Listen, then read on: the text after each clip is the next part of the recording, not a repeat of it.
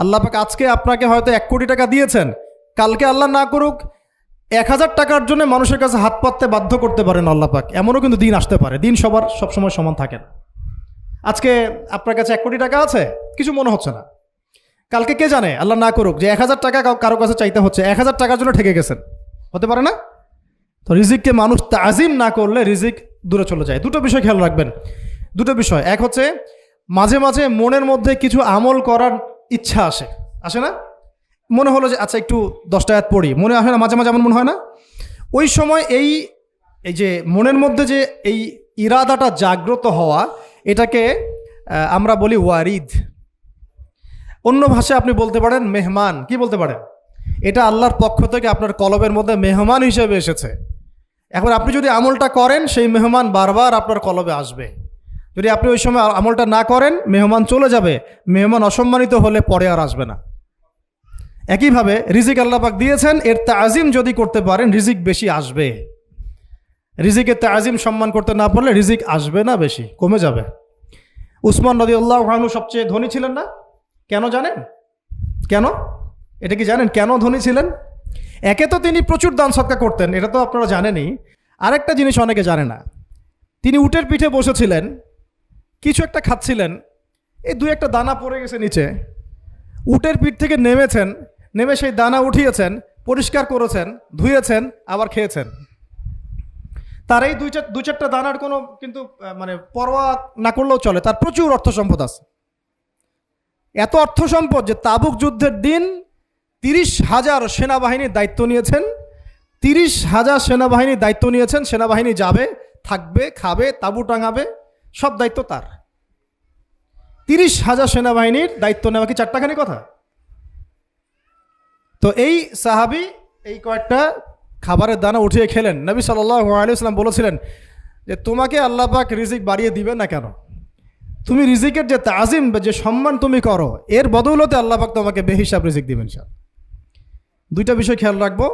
আমলের মেহমান হৃদয়ের মধ্যে আসলে তাকে ফিরায় না দেওয়া, তাহলে সেই মেহমান কিন্তু আর আসবে না। মেহমানকে মূল্যায়ন করলে মেহমান বারবার আসবে ইনশাআল্লাহ। আর রিজিকের তাজিম না করলে রিজিক কিন্তু আপনার ঘরে বেশি বেশি আসবে না। এমনি তো হারামের যুগ, এমনি সুদের যুগ, এমনি ঘুষের যুগ। অলমোস্ট এভরি ফ্যামিলি সুদখোর এখন, অলমোস্ট এভরি ফ্যামিলি। মেয়েরা স্পেশালি যারা শাশুড়ি টাইপের, আপনারা মাইন্ড করেন না, তাদের সাইকোলজি যে এতই নিচে নেমে গেছে এখন যে আমার মেয়ে জাহান্নামে যায় যাক, হ্যাঁ আমার মেয়ে জাহান্নামে যায় যাক, সমস্যা নাই, দুনিয়াতে সে যেন ভালো থাকে। এটা কেন বললাম?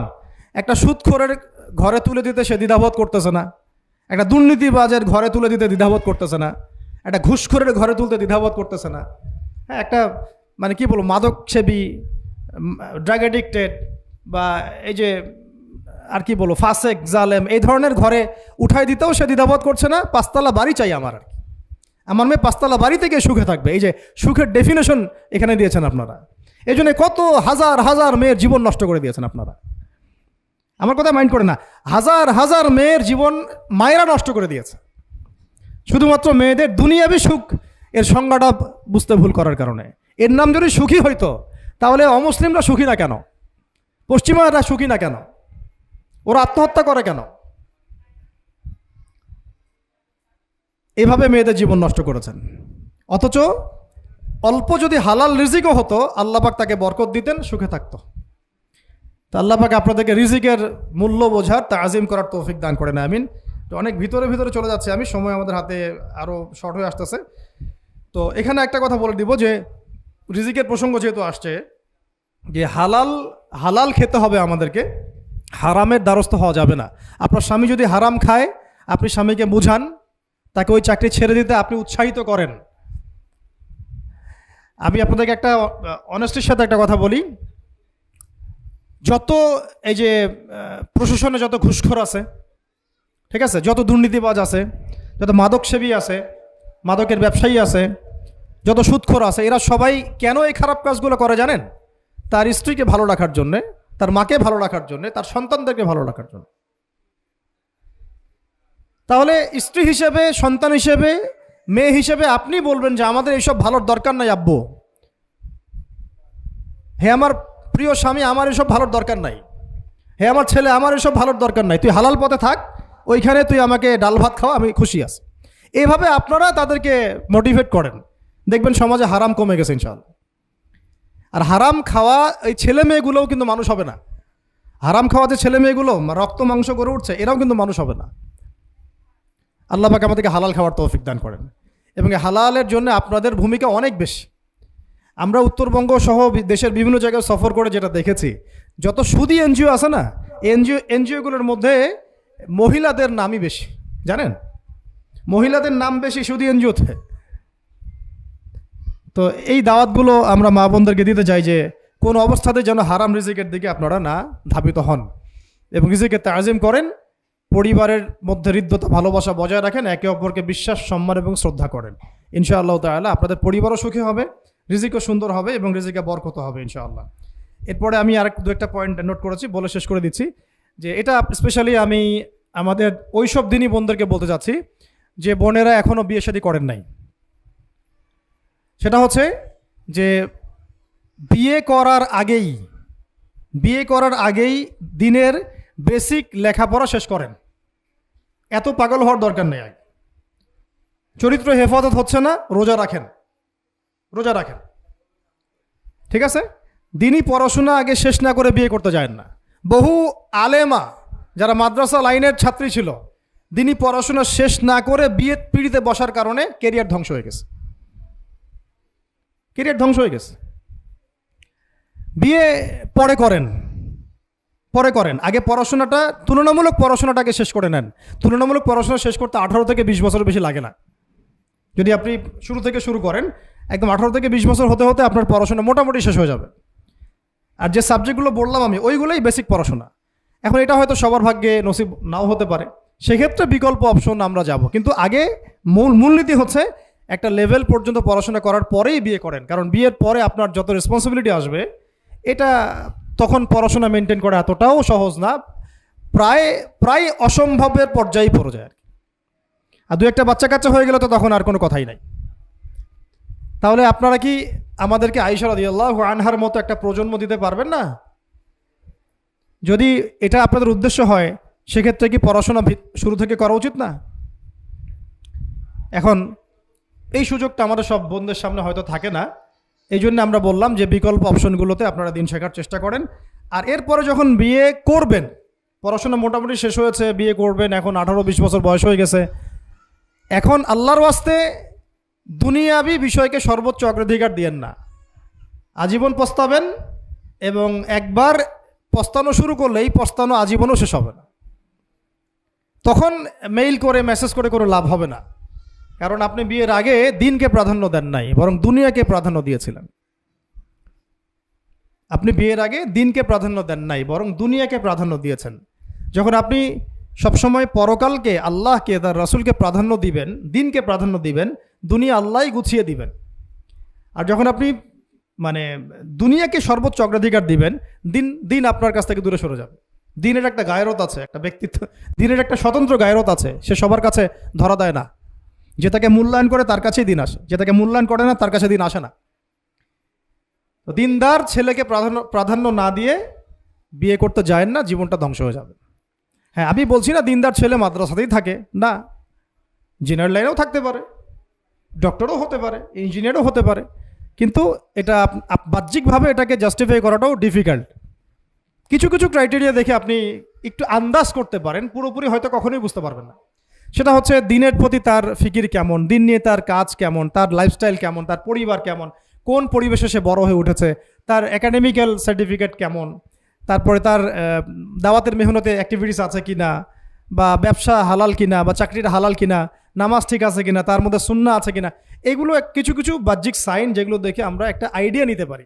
তারপরে বলবো যে এখানে 100% আপনি এনশিওর হতে পারবেন না, ওইটা আল্লাহ পাকের হাতে। তো ওইটাও যদি এনশিওর করতে চান তাহলে কি করতে হবে? তাহলে নিজেকে দিনদার হতে হবে। আমি নিজে যদি ভালো দিনদার হই তাহলে ইনশাআল্লাহ আল্লাহ পাক আমাকে দিনদার স্ত্রী দিবেন।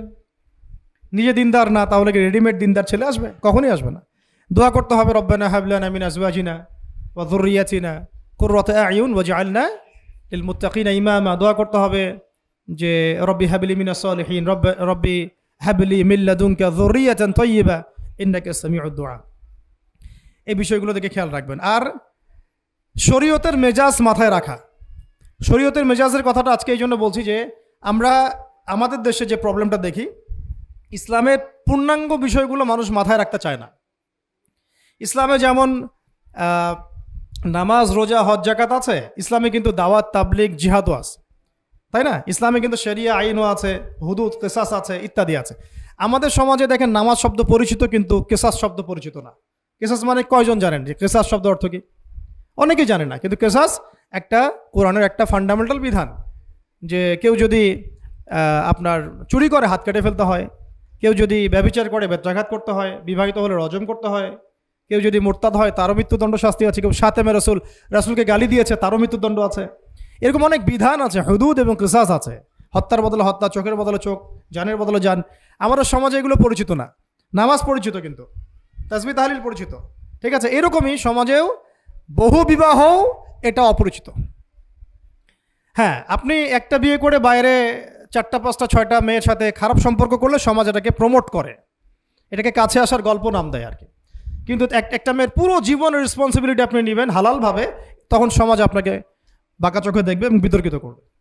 তো আমরা এখনও ওই ইসলামের ওই মেজাজে যাইতে পারি নাই। আমার মেয়েকে বড় করার সময় এটা তার মাথায় ছোট থেকে দেওয়া উচিত যে হ্যাঁ, ইসলামে কিন্তু বহু বিবাহের ব্যাপারও আছে, ওকে ওইভাবেই ওই মেজাজেই বড় করা উচিত। এখানে আরেকটা প্রশ্ন আসতে পারে যে এটা তো ঐচ্ছিক। অবশ্যই ঐচ্ছিক, কেউ চাইলে করতে পারে, কেউ চাইলে নাও করতে পারে, সবার উপর এটা ফরজ না, কখনোই না। এবং এটাকে আমরা বড় বড় স্কেলে এটাই সুন্নত এটাও বলতে পারবো না। ওইটা একটা নির্দিষ্ট প্রেক্ষাপটে অ্যাপ্লাই করার বিষয় ছিল। যেমন উহুদের যুদ্ধ হয়ে গেছে, অনেক মেয়ে এতিম হয়ে গেছে, এখন এই মেয়েগুলোর দায়িত্ব কে নিবে? বহু বিবাহের ব্যাপারটাতে আসলো তখন সূরা নিসার আয়াত যে তোমরা এখন পছন্দ হলে মাসনা সুলাসা রুবা করতে পারো। এটা কাউকে ফরজ করা হয় নাই, কারো উপরে ফরজ করা হয় নাই। যার সামর্থ্য আছে তোমরা করতে পারো, খালাস। ওই মেয়েগুলোর দায়িত্ব নিয়ে নেওয়া হলো রাষ্ট্রীয়ভাবে, এবং তারা সম্ভ্রম পেল, সম্মান পেল, গার্ডিয়ানশিপ পেল, তাদের সমস্ত অধিকার ফিরে পেল। এটা ইসলামের একটা বিধান আছে। একেবারে এটাকে বাদ দিয়ে এটাকে অস্বীকার করা, কুফরি করলে কিন্তু কোরআনের সাথে আপনার কুফরি হয়ে যাবে। আপনার নিজস্ব রুচিবোধ থাকতে পারে যে আমি এটাকে পছন্দ করি না, সেটা আপনার ডিসিশন, এটা কোনো সমস্যার কিছু নাই। এমনকি ইসলাম আপনাদেরকে বলেছে যে মেয়ের অনুমতি ছাড়া তাকে বিয়েও দেওয়া যাবে না। সবার নিজস্ব জায়গা থাকতে পারে, কিন্তু ইসলামের প্রত্যেকটা বিধানকে মাথায় রাখা যে এটা ইসলামের একটা অংশ। না হলে আমরা অনেক সামাজিক সমস্যার সমাধান দিতে পারবো না। বাংলাদেশে এখন 6 লক্ষ মেয়ে আছে যারা এতিম, অবিবাহিতা, বিধবা, আরও বেশি। আমরা রাষ্ট্রীয়ভাবে তাদের কোনো ব্যবস্থা করতে পারবো না, সম্ভব না। তো এইখানে মেয়েদেরকে, যেহেতু মেয়েদের মধ্যে আমি কথাগুলো বলছি, এই জন্য আমি এই কথাটা টাচ করলাম যে ইসলামের পূর্ণাঙ্গ বিষয়গুলো আমাদের মাথার মধ্যে রাখা, যে আমাদের যেন এমন কোনো বিষয়কে অস্বীকার করে না বসি যেটা আবার আমাকে ইমান থেকে বের করে দিবে। আমার নিজের আমল না হতে পারে, আমি নিজে সেটা পছন্দ না করতে পারি, বা আমার মতামত থাকতে পারে, সেটা আলাদা ইস্যুস। কিন্তু ইসলামের বিধানগুলোকে আমরা কোনোভাবে যেন ডিনাই করতে না যাই, এটা আমাদের মাথায় রাখতে হবে। আর এটা সমাজের কল্যাণের জন্যই আল্লাহ রাব্বুল আলামিনের পক্ষ থেকে একটা এখতিয়ার দেওয়া হয়েছে। আর 2টা বিষয় বলে শেষ করে দিচ্ছি, সেটা হচ্ছে ওই যে ইলমের কথা বলেছিলাম শুরুতে, এর সাথে আমি আমার ব্যক্তিগত জীবন থেকে বলছি। আর 3টা জিনিস ইলমের সাথে খুব বেশি কানেক্টেড, এটা মাথায় রাখবেন। একটা হচ্ছে আদব। একটা কি? আদব। আদব রক্ষা করতে না পারলে ইলম অর্জন করতে পারবেন না। তাই আদব রক্ষা করার জন্য আমাদেরকে ওই জেনারেল লাইনে পড়াশোনার মেজাজটা ত্যাগ করে আসতে হবে। আমরা ওইখানে যে মেজাজে পড়াশোনা করি, ওই মেজাজটা আমাদেরকে একটু কর্পোরেট হতে শেখায়। মানে আমি বেতন দিয়েছি 500 টাকা, আমি 500 টাকার ক্লাস পাইলাম না কেন, তাই না? মেজাজটা এরকম আর কি। অথচ এখানে ওস্তাদের দোয়া নেওয়ার জন্য আমাদেরকে সিরিয়ালে দাঁড়িয়ে থাকতে হবে। এটা হচ্ছে এই প্ল্যাটফর্ম, এটা হচ্ছে ওই অন্য জায়গা। এখানে একজন নবী হয়েও মুসা আলাইহিস সালাম যুগের পর যুগ হাঁটছেন এমন একজন ব্যক্তির সাক্ষাতের জন্য যিনি তার চেয়ে বেশি জ্ঞানী। তার নাম খিদর আলাইহিস সালাম, যিনি তাকে সাথে নিতে চাচ্ছেন না। তিনি বলছেন যে ইন্নাকা লান তাস্তাতিআ মাইয়া সাবরা, তুমি তো আমার সাথে ধৈর্য ধরতে পারবে না। কিন্তু মুসা আলাইহিস সালাম তারপরও চললেন, বারবার প্রশ্ন করলেন, কিন্তু শেষ পর্যন্ত সম্পর্ক কিন্তু নচ্ছেদ হয়ে গেল। মনে আছে কি? হাদিস সূরা কাহফের কথা বলছে। তো এটা হচ্ছে এই ইলমের জায়গাটা এমন একটা ইলমের জায়গা যেখানে আদব রক্ষা না করলে ইলম পাওয়া যাবে না। আরেকটা বিষয় হচ্ছে তাসকিয়া, ইলম অর্জন করে ওস্তাদের কাছ থেকে দোয়া নেওয়া এবং আত্মশুদ্ধি অর্জন করা। মনের মধ্যে কোনো হিংসা না রাখা। আমাদের সবার এখন মনের মধ্যে যে হিংসা দিয়ে ভর্তি, হিংসাগুলোকে ছেড়ে দেন, মন বড় করে ফেলেন, আল্লাহর জন্য ছেড়ে দেন, হিংসা ত্যাগ করেন, গীবত করা বন্ধ করে দেন, অপবাদ দেয়া তো একেবারেই নিষেধ। পরশ্রী কাতরতা ছেড়ে দেন, মনটাকে একদম খালেস করে রাখেন। একদম সাহাবী সম্পর্কে নবীজি বলছেন, এই যে এখন যে সাহাবী ঢুকবে মসজিদে ও জান্নাতি, সবাই আগ্রহ নিয়ে বসে আছে, কে এসে ঢুকলেন জান্নাতি। পরের দিনও সেম কথা, এখন যে ঢুকবে সে জান্নাতি। সেম সাহাবী ঢুকলেন, পরের দিনও সেম কথা, এখন যে ঢুকবে সে জান্নাতি। সেম সাহাবী ঢুকলেন। এবার একজন সাহাবী কৌশল করে তার বাসায় গেলেন, দেখি তো কি আমল করে সে। তো দেখলেন তো রাত্রেবেলা তাহাজ্জুদে উঠতেছে না, এশার নামাজ পড়ে ঘুমায় গেছে, ফজরের নামাজে উঠলো। 3 দিন থাকলেন, 3 দিন সেম সেম। তখন তিনি বললেন, আচ্ছা ভাই, তোমার ব্যাপারে নবীজি এরকম মন্তব্য করেছেন, তোমাকে তো এমন কোনো খাস আমল করতে দেখলাম না। তো তিনি বলছেন, আচ্ছা একটা বিষয় হতে পারে, আমি অত বেশি আমল হয়তো করি না, কিন্তু আমি যখন ঘুমাতে যাই আমি সবাইকে মাফ করে দিয়ে ঘুমাই। মন ফ্রেশ, মনটা থেকে সব বের করে দেওয়া, এটা তাসকিয়া, এটা ইলমের সাথে সম্পৃক্ত। আল্লাহ পাক আমরা সবাইকে এই বিষয়গুলো বোঝার তৌফিক দান করেন, আমিন। আর এরপরে আমি বলবো যে সন্তান প্রতিপালনে যত্নশীল হন, কারণ এরপরে তো আমাদের অ্যাসেট তারাই। এবং মেয়েদেরকে আমি বলবো যে আপনারা বেশি বেশি সন্তান নেবেন। কে শিখাইছে একটা বাচ্চা নিতে হবে, 2টা বাচ্চা নিতে হবে? এগুলো বোগাস কথাবার্তা পশ্চিমারা শিখাইছে। আর নবী সাল্লাল্লাহু আলাইহি ওয়াসাল্লাম কি বলেছেন? আমি সেই নারীদেরকে নিয়ে গর্ব করব যেই নারীরা বেশি বেশি সন্তান জন্ম দিতে পারে। আমি আমার উম্মতের সংখ্যা নিয়ে গর্ব করব। হ্যাঁ, সবার ফিজিক্যাল কন্ডিশন এক না হতে পারে, কিন্তু এই মানসিকতাটা ত্যাগ করতে হবে যে আমার একটাই, 2টি সন্তানের বেশি নয়, একটি হলে আরও ভালো হয়। এইসব পশ্চিমা তন্ত্রমন্ত্র বন্ধ করতে হবে, ঠিক আছে? এরপরে বলবো যে মিডিয়া দিয়ে, আচ্ছা, এই সন্তান প্রতিপালনের ক্ষেত্রে একটা কথা বলে দেই যে প্যারেন্টিংয়ের অনেক বই বাজারে বের হয়েছে, প্যারেন্টিং টিপস আছে।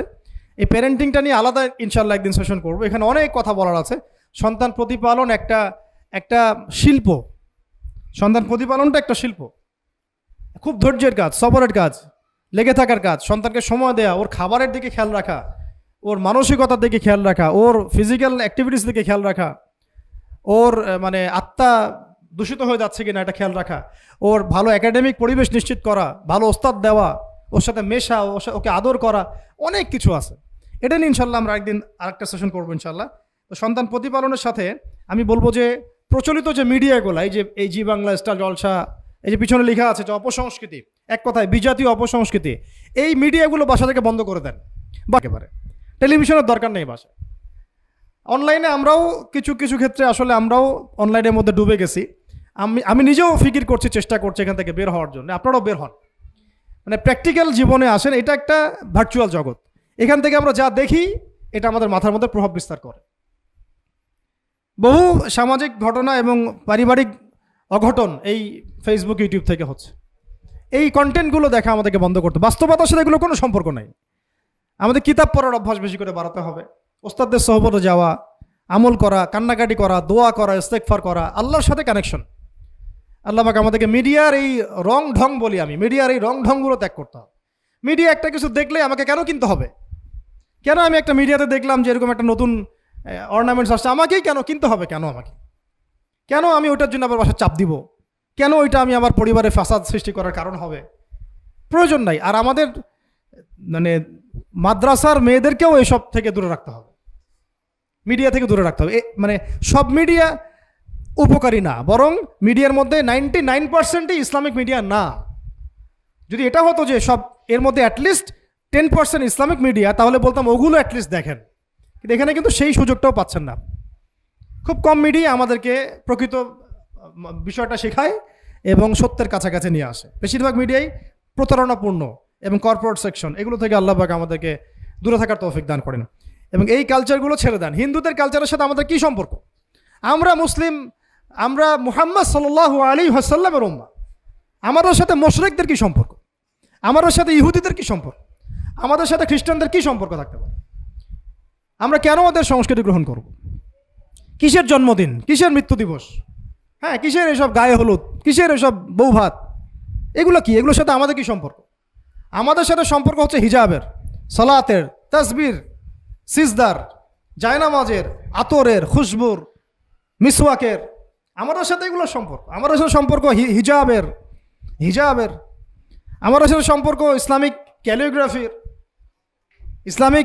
আমাদের সাথে সম্পর্ক কোরআনের, হাদিসের, সিরাতের, লেখাপড়ার, ইলমি পরিবেশের, তাসাউফের। এগুলো আমাদের কালচার। তো কালচার খুব ইম্পর্টেন্ট। কালচার থেকে দূরে সরে গেলে আমাদের আকীদা নষ্ট হয়ে যায়। আল্লাহ পাক আমাদেরকে আমাদের কালচার ধরে রাখার তৌফিক দান করেন। আর দুটো কথা হচ্ছে, হিজাবে কঠিন হন, হিজাব একটু কঠোর হয়ে যান। এটা নিয়ে হয়তো আলোচনা শুনেছেন আপনারা, আমি জানি না পয়েন্টটা এসেছিল কিনা। তো হিজাবে আরও অনেক কঠিন হতে হবে আমাদেরকে, আস্তে আস্তে আরও। একবারে তো হয়তো আপনারা সব কিছু শক্ত করে ধরতে পারবেন না, অ্যাটলিস্ট আপনার ধারাবাহিকতা বজায় রাখ। হিজাবে অনেক কঠিন হওয়ার চেষ্টা করি। আমাদের অনেক দিনই বোনকে আমরা একটু ক্যাজুয়াল দেখি হিজাবের ব্যাপারে, এটা থেকে আপনার বের হওয়ার তৌফিক দান করেন, আমিন। আর একটা মেয়েদেরকে একটা নসিহত করবো, স্পেশালি যে অল্পে তুষ্ট থাকেন, অল্পে তুষ্ট থাকেন, ইনশাল্লাহ জীবনে সুখী হয়ে যাবেন ইনশাল্লাহ। আর শেষ কথা হচ্ছে, আলেমা হওয়ার চেষ্টা করেন, আলেমা হওয়ার চেষ্টা করেন, দায়ী হওয়ার চেষ্টা করেন, এবং মেয়েদের মধ্যে ব্যাপক দাওয়াতি কাজ করার চেষ্টা করেন। এইটা জীবনের লক্ষ্য উদ্দেশ্য বানায় নেন ইনশাল্লাহ। আপনার জীবনের লক্ষ্য যদি এমনই হয়, দেখবেন এমনই জীবন সঙ্গিনী আপনি পেয়েছেন যার জীবনের লক্ষ্যও সেম, তখন দুজনে মিলে আপনি কাজ করতে পারবেন ইনশাল্লাহ। আমাদের এখন প্রচুর আলেমা দরকার, আমাদের প্রচুর দায়ী বোন দরকার, আমাদের মুআল্লিমা শিক্ষিকা বোন দরকার, ঠিক আছে? আমাদের প্রত্যেকটা ডিপার্টমেন্টে এরকম যোগ্যতা সম্পন্ন দিনী বোনদেরকে দরকার। তো এইটা তো আর একা আমাদের পক্ষে গড়ে তোলা সম্ভব না। তাই সবাই আমরা যদি হাত লাগাই এবং আমাদের উম্মাকে নিয়ে ফিকির করি, ইনশাআল্লাহ তাআলা আজকে যে বিষয়গুলো আলোচিত হলো, এগুলো ইনশাআল্লাহ শুধু তাত্ত্বিক কথাবার্তায় সীমাবদ্ধ থাকবে না, ইনশাআল্লাহ বাস্তবেও রূপ লাভ করবে ইনশাআল্লাহ।